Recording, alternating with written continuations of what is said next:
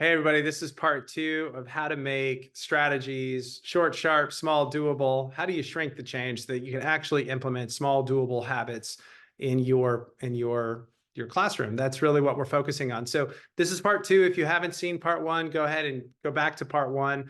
Part two, the three key things that I'm going to share with you is one, you need to shelter this new habit. So once you've picked a habit, protect it. Don't add new habits, don't add more routines. Pick one thing, focus on that for the next several weeks.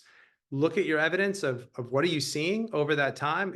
Is it getting better for you? Are you seeing an impact on student learning?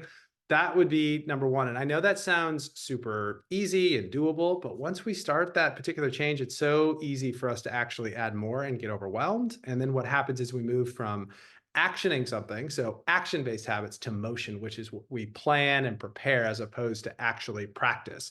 And this is all about practice. So number one is shelter. Number two is to sprint. One of the things that we really struggle with in education is we like to scale initially. So we learn something new and we try to scale with all of our students or in all of our disciplines or in all of our courses without actually saying, let's try it with like a small group of students or in one section, one period, one class, and learn, right? No strategy stands the test of students. As soon as you try a new strategy, things are going to change. You're going to say, oh, that doesn't really work for this student, or I've got to make these types of changes because context matters so much. So try it for a couple of weeks, what we call sprinting. So sprint for a few weeks, learn from it.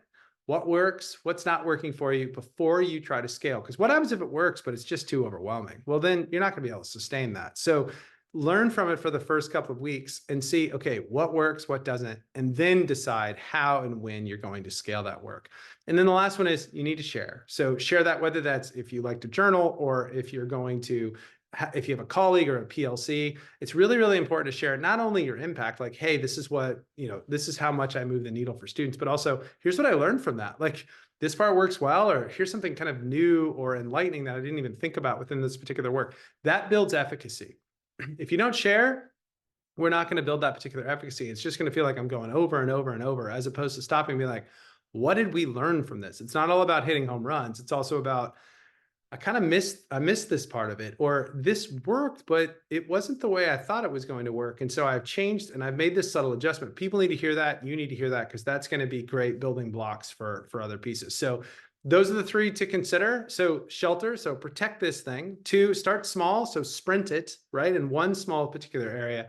And the third is share the wealth. Like what did you learn? What went well and what maybe didn't go so well, or what was super surprising that you're like, I didn't even think that this was like a thing, but it was a thing.